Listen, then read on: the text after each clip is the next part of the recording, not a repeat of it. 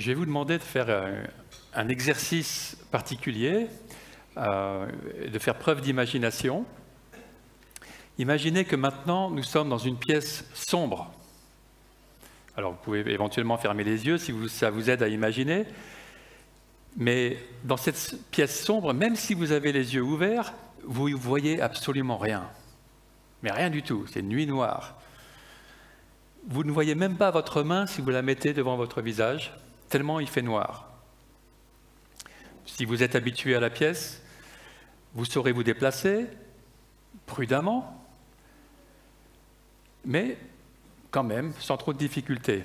Si vous venez juste d'arriver la veille, comme dans une chambre d'hôtel ou quelque chose comme ça, et vous ne connaissez pas les lieux, qu'il fait encore nuit, vous n'êtes pas bien réveillé, vous ne voyez pas les distances, vous ne voyez pas si vous allez vous cogner sur quelque chose ou trébucher. Et là, qu'est-ce qu'on fait? On cherche l'interrupteur. On tâtonne comme ça. Il faut absolument la lumière, sinon on voit rien. Voilà. Et puis, donc, on cherche. Ah, le voilà. Clic, et tout est clair. Tout est évident. Et je veux vous dire ce matin, au niveau spirituel, pour l'humanité, pour chaque être humain, c'est ce qui doit se passer aussi. Et à un moment donné, il faut allumer la lumière. Les êtres humains se sont retrouvés dans le noir depuis la nuit des temps. Ils n'arrivent pas à discerner vraiment quelle est leur situation. Ils sont habitués à être dans le noir. Ils savent bien qu'il y a des dangers ici et là, qu'il faut faire attention, mais ils ne décernent pas vraiment les vraies solutions.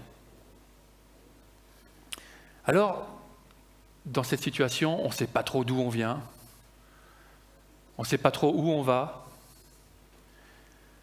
On parle de la possibilité d'un Dieu, mais tout ce qu'on voit, c'est du noir. Certains disent, on a entendu parler, certains disent qu'il y a un interrupteur. Et même, certains disent qu'ils ont vu la lumière. Mais qui croire lorsqu'on est dans l'obscurité? Peut-être ça a été votre expérience, mais une fois j'ai appuyé sur un interrupteur qui s'appelle Jésus. Et la lumière de ses paroles a tout éclairé. Vous vous rapprochez de Jésus, vous l'écoutez, et tout devient plus clair, plus évident, tout prend son sens, et les drames aussi. Nous lisons ce matin au chapitre 4 de l'évangile de Matthieu, versets 12 à 17. Lorsqu'il apprit que Jean avait été arrêté, Jésus se retira en Galilée. Il quitta Nazareth et vint habiter à Capernaum, ville située près du lac, dans le territoire de Zabulon et de Nephtali, afin que s'accomplisse ce qu'avait annoncé le prophète Ésaïe. Territoire de Zabulon et de Nephtali, route de la mer, région située de l'autre côté du Jourdain, Galilée à la population étrangère, le peuple assis dans les ténèbres a vu une grande lumière, et sur ceux qui se trouvaient dans le pays de l'ombre de la mort, une lumière s'est levée. Dès ce moment, Jésus commença à prêcher et à dire « Changez d'attitude, car le royaume des cieux est proche. » Que révèle la lumière des paroles de Jésus dans les ténèbres spirituelles de ce monde, de cette contrée, que les gens ont besoin de changer d'attitude en fonction d'un royaume qui vient. Et cela n'est pas seulement valable pour les habitants de cette région, tous les êtres humains, chaque être humain a besoin de se repositionner en fonction de ce que révèle cette lumière de Jésus. Mais revenons d'abord à ce qui se passe dans les versets précédents. Nous avions vu il y a quelque temps que lorsqu'il a commencé son ministère, Jésus est d'abord allé voir le prophète Jean pour être baptisé par lui, en signe d'un nouveau commencement pour le peuple. Un nouveau commencement qu'il allait lui-même inaugurée. Devant tous ceux qui étaient présents, Jésus fut affirmé par Dieu et le Saint-Esprit pour sa mission. Et puis, à notre grande surprise, sa mission commence par être envoyé 40 jours dans le désert pour être tenté par le diable. Jésus en sortit vainqueur. Il pouvait maintenant faire rayonner la lumière divine par ses paroles. Nous avons parlé de toutes ces choses dans les précédents messages. Mais le royaume des ténèbres n'a pas dit son dernier mot. Faute d'avoir réussi à faire échouer Jésus, il s'attaque à Jean-Baptiste. Jean-Baptiste, en prophète de Dieu, apportait aussi une certaine lumière, celle de la vérité. Et cette lumière a dérangé les autorités en place. Flavius Joseph, historien contemporain des faits, dit ainsi de Jean-Baptiste dans ses Antiquités judaïques: des gens s'étaient rassemblés autour de lui car ils étaient très exaltés en l'entendant parler. Hérode Antipas, donc le roi par procuration à ce moment-là, craignait qu'une telle faculté de persuader ne suscitât une révolte, la foule semblant prête à suivre en tout les conseils de cet homme.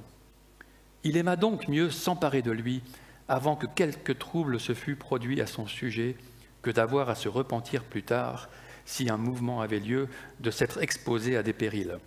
À cause de ces soupçons d'Hérode, Jean fut envoyé à Macaéro, la forteresse, qui est de l'autre côté de la mer Morte, pour y être emprisonné. Et vous avez là une photo du lieu où était cette forteresse. Il faut savoir que Flavius Joseph, qui raconte ça, n'était pas chrétien, hein, c'était un juif, hein, mais c'était l'historien contemporain de l'époque. Donc c'était un fait connu par tout le monde que Jean a été arrêté par Hérode.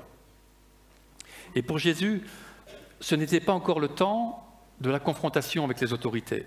Ce temps viendrait, mais sa lumière devait d'abord rayonner dans les endroits les plus reculés. Loin de Jérusalem, loin des palais royaux, loin de l'influence des pharisiens et des grands prêtres. Et au verset 12, donc, nous lisons: lorsqu'il apprit que Jean avait été arrêté, Jésus se retira en Galilée.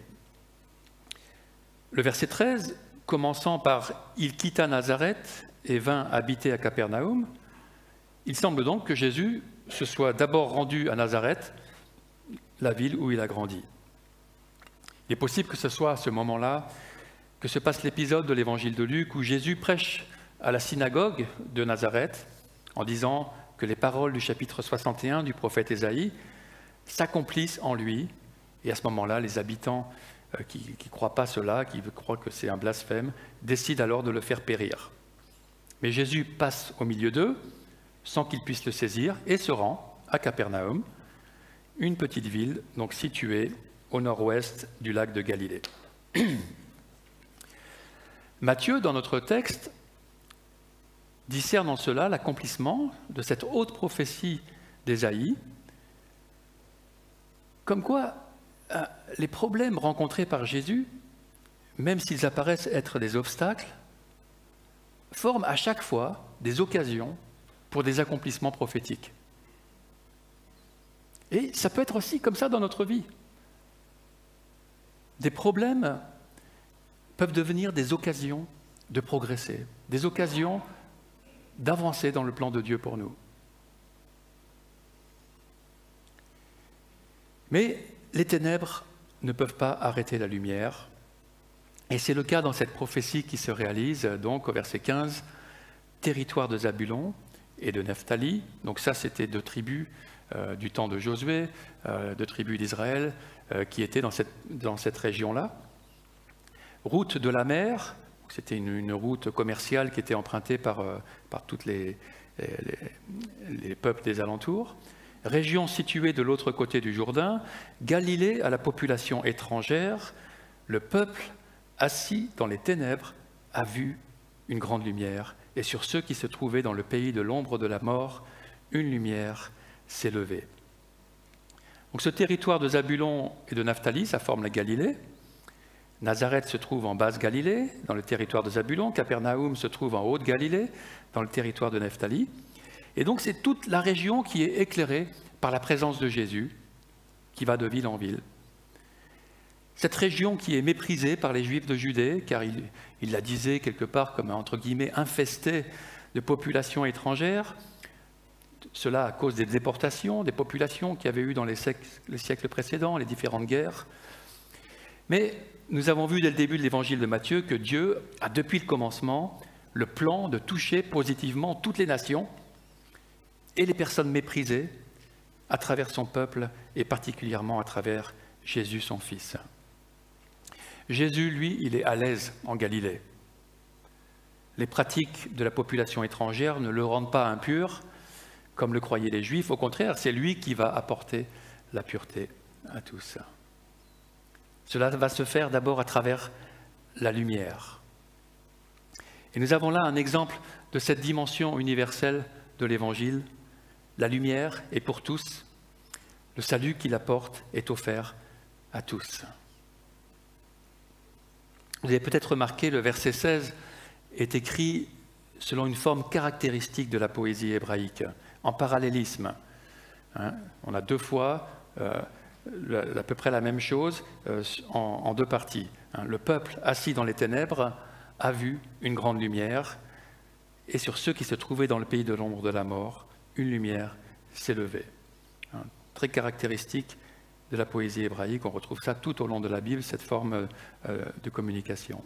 Donc les deux parties parlent de la même chose, mais de manière complémentaire. Alors, il est en train de citer ici un texte d'Ésaïe.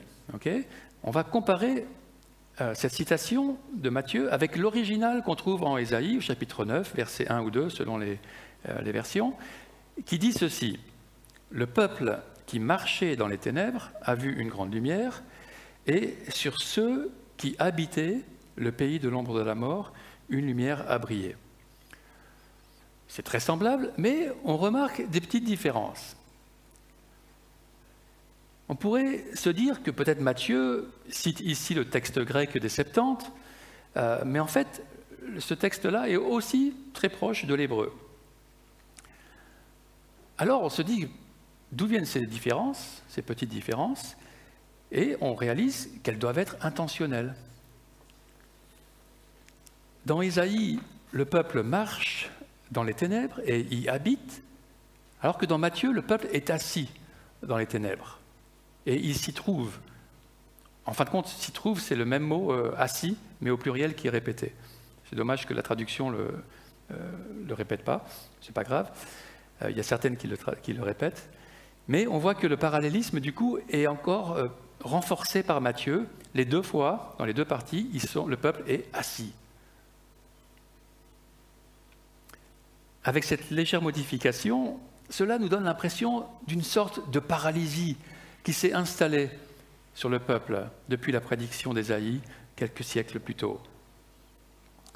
Les ténèbres spirituelles ont impacté la population au point qu'elle ne peut même plus marcher. Elle est assise, elle ne peut plus habiter d'une façon dynamique, elle ne peut que se trouver là, assise, comme impuissante.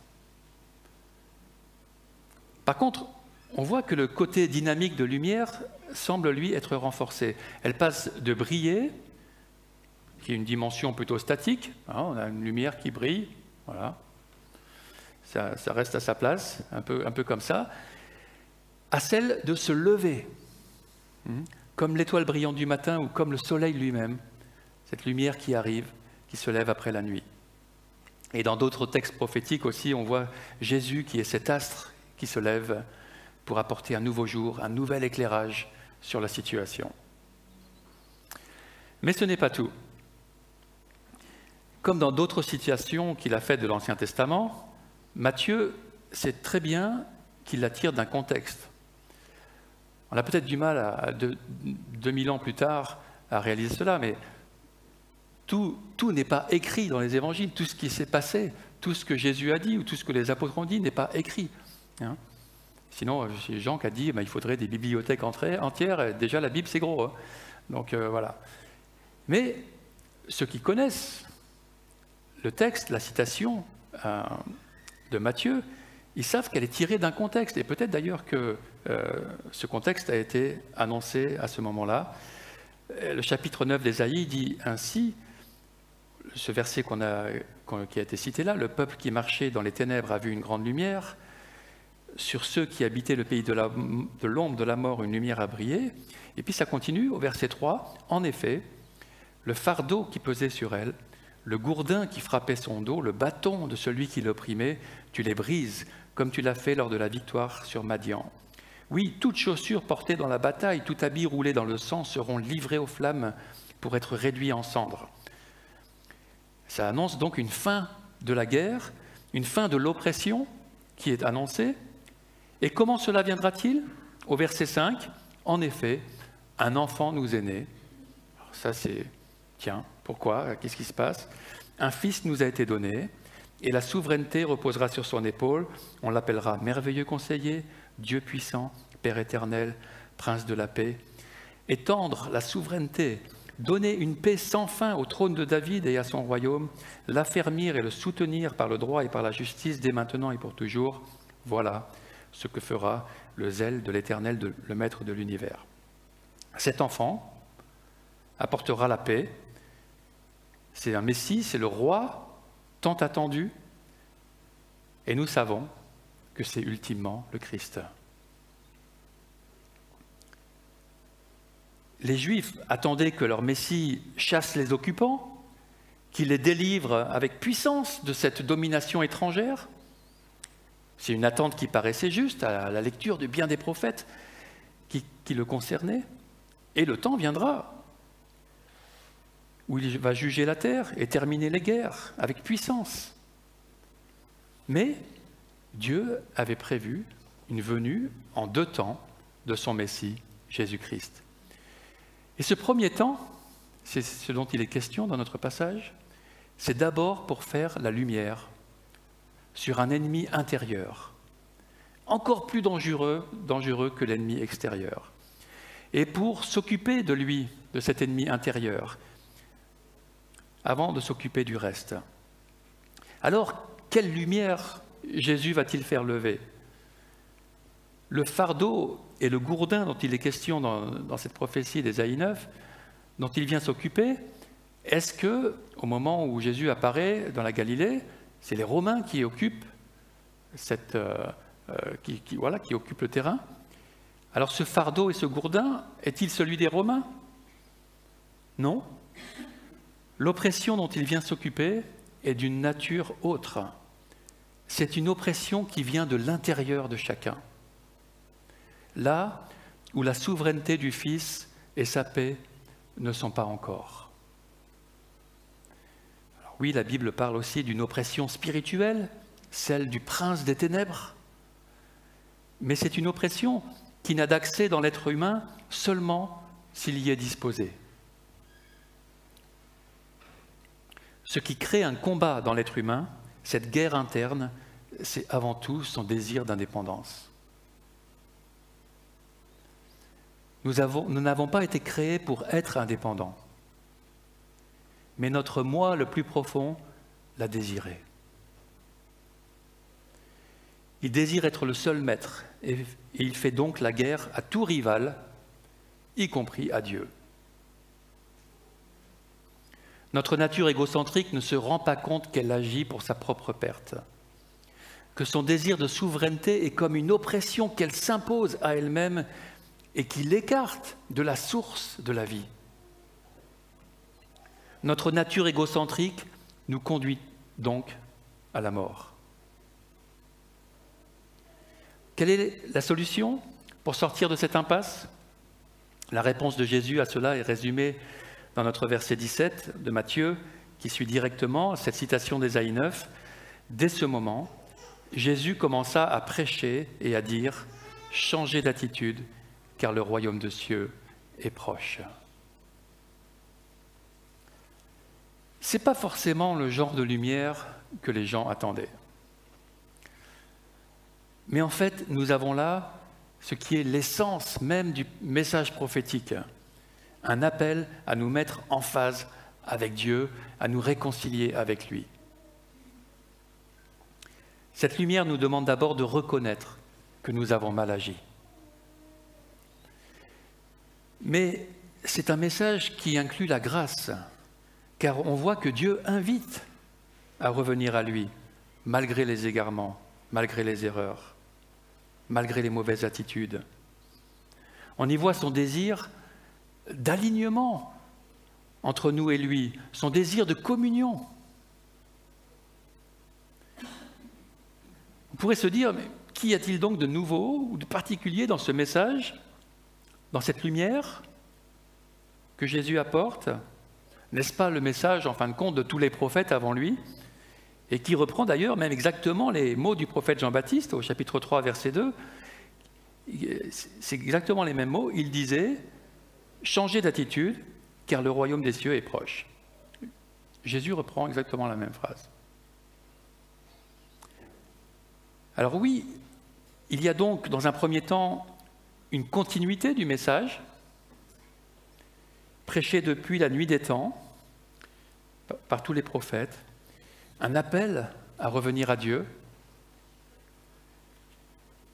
Jean-Baptiste a été emprisonné, mais le message divin n'est pas emprisonné.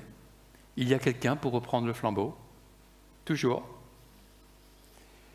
Mais ce qu'il y a de nouveau, et qui n'apparaît pas encore tout à fait explicitement, c'est que Jésus lui-même est le roi de ce royaume qui vient, qu'il est lui-même le moyen par lequel ce retour à Dieu sera vraiment possible. Son message est donc ce vers quoi tendaient les messages de tous les prophètes. Il en est l'aboutissement. Et on verra qu'il sera magnifiquement exposé dans son grand sermon sur la montagne, celui qui vient donc au chapitre suivant. Ce qui change donc, c'est la bouche qui dit ces mots, la personne qui les dit, car elle inaugure une véritable ère nouvelle, qui concerne d'ailleurs plus qu'Israël, elle concerne tous les humains. Et il dit « Changez d'attitude, car le royaume des cieux est proche. » Changez d'attitude. Peut-être vous avez d'autres traductions, c'est habituellement traduit par « repentez-vous ». Ça veut dire ça, changer d'attitude. C'est l'idée de changer de direction en se retournant vers celle qui est annoncée. C'est l'idée de changer de façon de penser en reconsidérant la mauvaise direction que nous avions prise.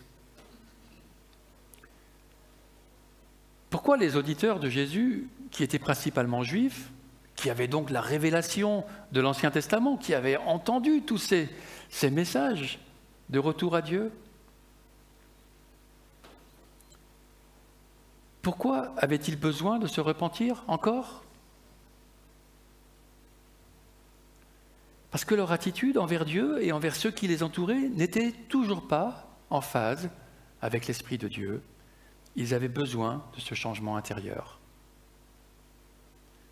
Ils ne réalisaient toujours pas que l'occupation romaine du pays, après celle des Grecs, après celle des Perses, après celle des Babyloniens et des Assyriens, signifiait en elle-même un appel à la repentance. Pendant tous ces siècles, ces nations, le Seigneur les a laissées envahir Israël.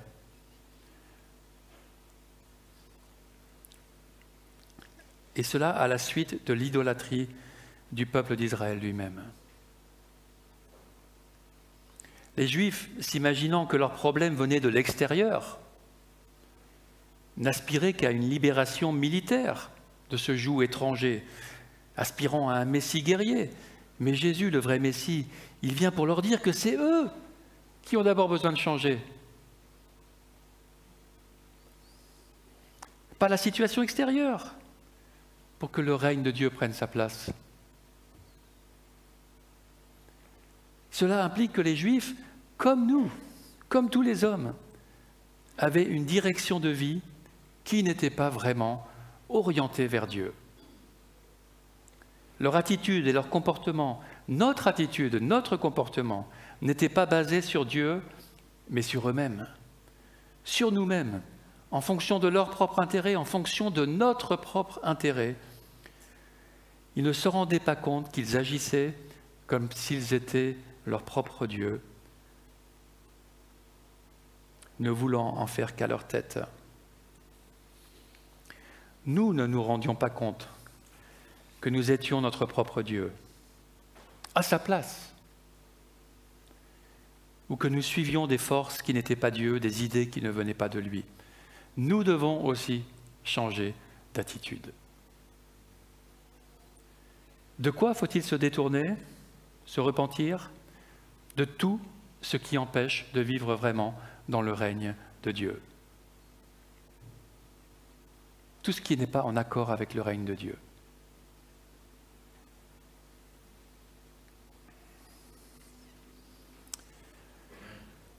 Nous l'avons dit, à la racine de tout, c'est notre égocentrisme, centré sur le moi, dont nous avons besoin d'être délivrés.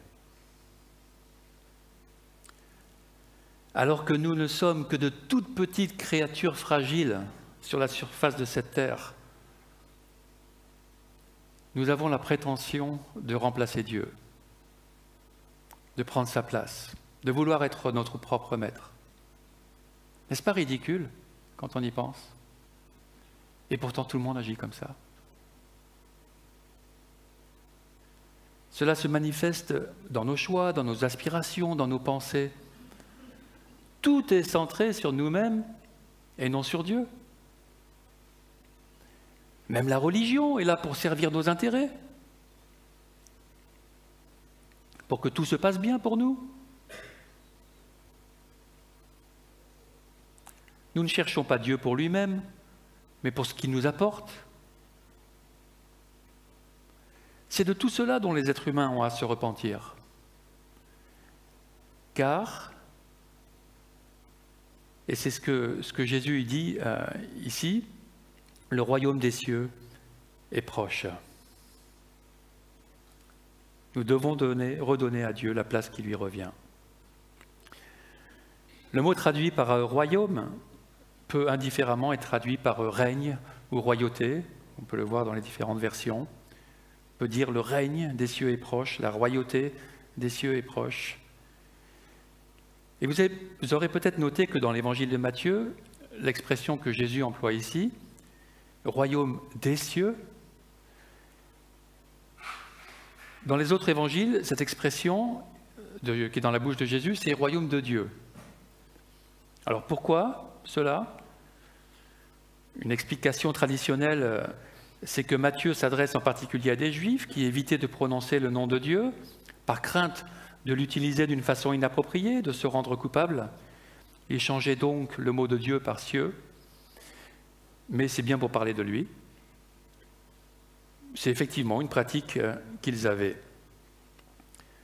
Et en aparté, Dieu avait simplement dit de ne pas prononcer son nom en vain, pas de ne pas le prononcer du tout. Et en cela, je vois la même démarche dont nous avons parlé. Ce n'est pas pour Dieu lui-même qu'ils préfèrent ne pas prononcer son nom, mais pour eux-mêmes, par crainte qu'il leur arrive quelque chose. Ils étaient en phase avec la lettre de la loi, mais pas avec l'esprit. Mais bon, en fin de compte, cette explication traditionnelle ne semble pas être la raison profonde pour l'emploi du mot « cieux » à la place de Dieu par Matthieu. D'abord, on voit qu'il a déjà utilisé le mot Dieu dans les chapitres précédents, plusieurs fois. Et puis dans la suite, 4 fois, il va utiliser même l'expression « royaume de Dieu » dans les prochains chapitres. La raison de son emploi de l'expression « royaume des cieux » semble donc plutôt être liée au contraste qu'il veut faire ressortir entre le règne de Dieu et l'état spirituel du monde, pour montrer qu'il y a une reconnexion à faire, pour montrer qu'il y a un décalage. Dieu règne aux cieux, mais il ne règne pas pleinement sur terre. Il ne règne pas encore dans le cœur de tous. Il a laissé cette liberté aux humains et même aux anges de se soustraire mentalement à son règne. Mais maintenant, en Jésus, il offre à chaque personne la possibilité de revenir pleinement dans son royaume. Ce royaume est donc proche, il s'est approché. Qu'est-ce que ce mot « proche » ou « s'est approché » implique? Est-ce que ça veut dire qu'il y a une connotation physique, une connotation spatiale? Dieu régnant aux cieux, mais ne pouvant pas le faire sur la terre? En fait, nous comprenons qu'il s'agit d'une dimension spirituelle. Dieu est partout, son règne aussi. Il dit en Jérémie 23, 24, « Quelqu'un pourrait-il se dissimuler dans des cachettes sans que moi, je ne le voie ?» déclare l'Éternel. « Est-ce que je ne remplis pas le ciel et la terre ?» déclare l'Éternel. Oui, il remplit le ciel et la terre. Dieu est partout. Simplement, il ne règne pas dans tous les cœurs.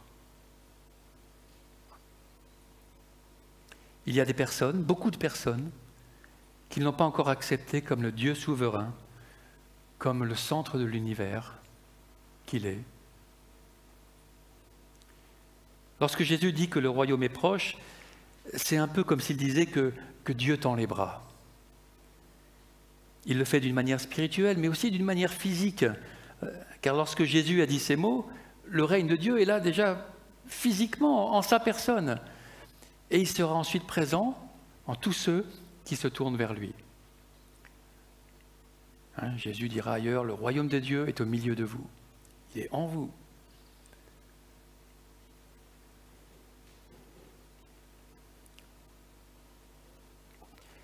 Mais il y a encore une réalité à venir de ce règne, pour qu'il soit total. Lorsque Dieu réunira ciel et terre pour le jugement dernier, avec l'établissement définitif de son règne éternel, de son royaume éternel. On termine par ces questions. Avez-vous déjà effectué ce retournement vers Dieu? Avons-nous accueilli ses paroles et son règne comme étant en fin de compte ce qui fait le plus de sens? Vivons-nous actuellement dans cette dimension du royaume de Dieu?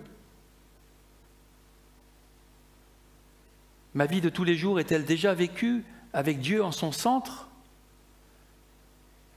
Avec Dieu comme la source de toute autorité? De toute bonne chose? Préfigurant en fin de compte ce que sera son règne total et éternel? Que faisons-nous de cette lumière de Jésus qui brille dans les ténèbres de l'ombre de la mort qui recouvre ce monde?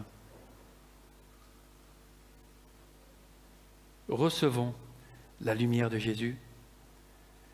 Comprenons que nous sommes faits pour le royaume de Dieu. On a été faits pour ça. Que notre vocation, notre destinée est en lui et par lui. Ou alors elle ne sera pas. En dehors de lui, ce sont les ténèbres et la mort. En lui, nous retrouvons qui nous sommes vraiment. C'est à cette place, réconciliés avec notre Roi éternel, que nous trouvons le bonheur profond pour lequel il nous a créés. Il n'est pas ailleurs. C'est qu'une illusion. Ce bonheur profond, c'est d'être dans une pleine communion avec lui. Et donc aussi les uns avec les autres, qui sont en communion avec lui. Prions quelques instants.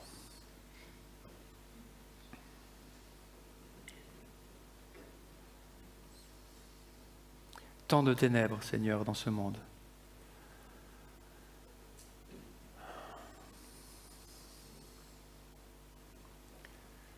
Mais on veut te louer d'avoir allumé la lumière, d'être venu apporter la lumière dans nos vies, dans ce monde.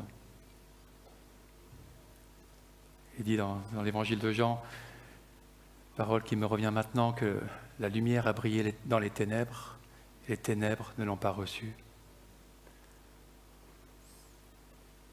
Pourtant la lumière est plus forte. Seigneur, ta lumière est toujours plus forte. mais tu laisses cette liberté d'y résister, de s'y fermer.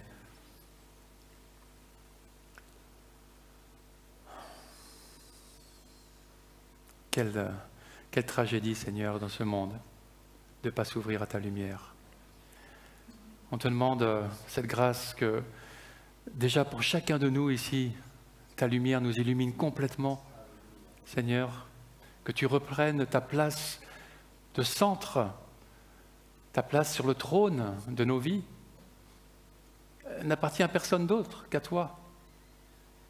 Tu es notre Créateur. Accorde-nous, Seigneur, que ta lumière fasse son œuvre en nous, que toutes ténèbres soient chassées, que tu règnes dans tout aspect de nos vies.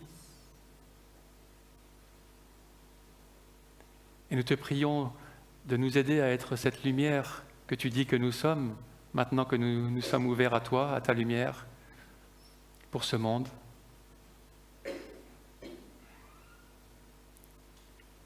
Aide-nous à briller, Seigneur, de ta lumière, à apporter tes paroles de lumière.